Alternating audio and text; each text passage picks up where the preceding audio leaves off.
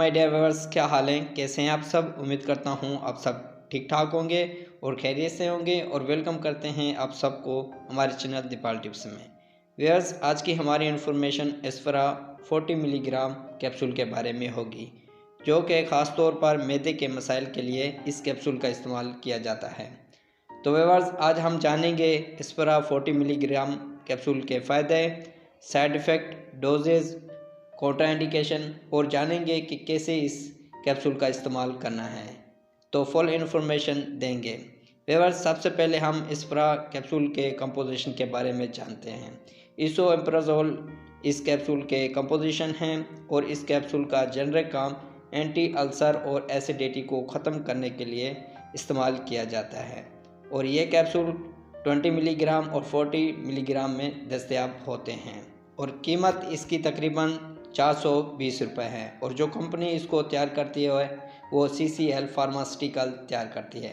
Viewers, detail में जाने से पहले जिन व्यूअर्स ने अभी तक हमारे चैनल को सब्सक्राइब नहीं किया तो वो कर लें और साथ में बेल आइकन को भी प्रेस कर दें ताकि मेडिसिन के मुतल्लिक हर आने वाली न्यू अपडेट्स आपको मिलती रहे।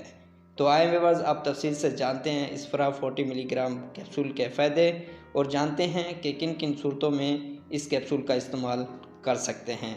गैस्ट्रोइसोफेगस रिफ्लेक्स में ये कैप्सूल इस्तेमाल कर सकते हैं।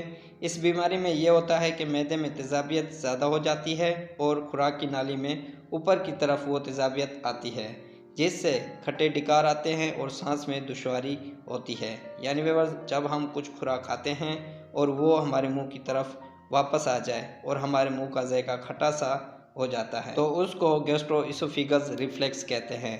तो इसके लिए बेहतरीन और मुफीद कैप्सूल है। और इसके अलावा व्यूअर्स, ये कैप्सूल इरोसिव इसोफेजाइटिस के लिए इस्तेमाल कर सकते हैं।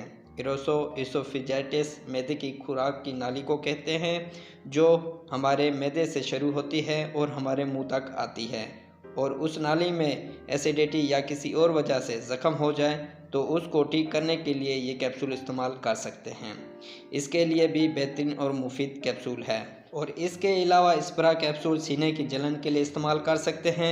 यानी व्यूअर्स, बाज़ लोगों में मैदे में एसिडिटी बढ़ जाए, यानी मैदे में तेज़ाबियत का असर ज़्यादा हो जाए और वो तेज़ाबियत मुंह की तरफ बढ़ रही हो, जिसकी वजह से सीने की जलन महसूस होती है, तो ऐसी हालत में ये कैप्सूल इस्तेमाल करना मुफीद है। इसके इस्तेमाल से सीने की जलन ख़त्म हो जाएगी। और इसके अलावा व्यूअर्स, ये कैप्सूल गैस्ट्रिक अल्सर के लिए इस्तेमाल करना मुफीद है। व्यूअर्स, गैस्ट्रिक अल्सर हमारे मैदे में H. pylori जरासीम होते हैं।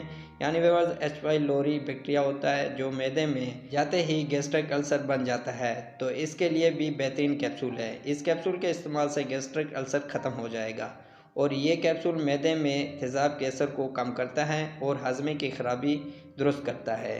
यानी व्यूअर्स, अगर मैदे में खुराक हज़म नहीं हो रही हो तो इसके लिए भी एस्फेरा कैप्सूल का इस्तेमाल करना बेस्ट है। और इसके अलावा व्यूअर्स, अगर मैदे में मौजूदा तेज़ाब HCl का असर बढ़ जाता है, जिससे मैदे में दर्द हो जाता है, तो इस हालत में भी ये कैप्सूल इस्तेमाल कर सकते हैं। और इसके अलावा व्यूअर्स, ये कैप्सूल दिल की जलन के लिए भी इस्तेमाल करना मुफीद है। इसके इस्तेमाल से दिल की जलन ख़त्म हो जाएगी, जो तेज़ाबियत की वजह से दिल की जलन होती है। और इसके अलावा ये कैप्सूल मैदे की जलन के लिए मुफीद है। यानी व्यूअर्स, जिस तरह मैंने पहले भी बताया कि मैदे में एसिड ज़्यादा हो जाता है, यानी एसिड की मिकदार बढ़ जाती है, जो हमारे मैदे में हाइड्रोक्लोराइड एसिड होता है वो, तो एस्फेरा कैप्सूल के इस्तेमाल से ये मैदे की जलन ख़त्म हो जाएगी। इसके लिए भी बेहतरीन और मुफीद कैप्सूल है। तो व्यूअर्स, ये थे इस कैप्सूल के फ़ायदे और आप जानते हैं इस कैप्सूल के इस्तेमाल करने से क्या क्या साइड इफ़ेक्ट पैदा हो सकते हैं।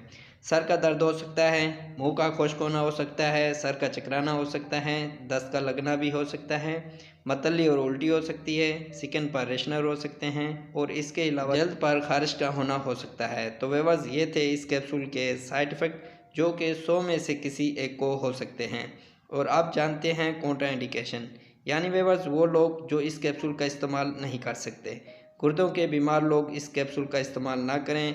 जिगर के राजे में मुब्तला मरीज़ इस्तेमाल ना करें। हमला ख़वातीन डॉक्टर की हिदायत के मुताबिक इस्तेमाल करें और इसके अलावा दूध पिलाती माएँ भी डॉक्टर के मशवरे के मुताबिक इस्तेमाल करें।